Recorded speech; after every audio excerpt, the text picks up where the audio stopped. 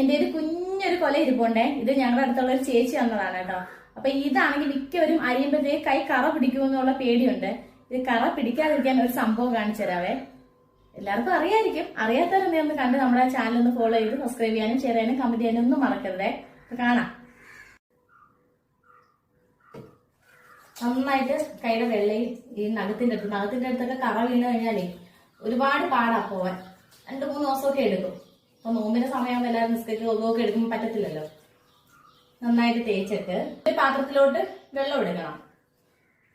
എന്നിട്ട് ഇത് കണ്ട നമ്മൾ ഈ കോല ഇങ്ങനെ അരിഞ്ഞ് അന്നേരം തന്നെ വെള്ളത്തിലോട്ട് ഇടണേ.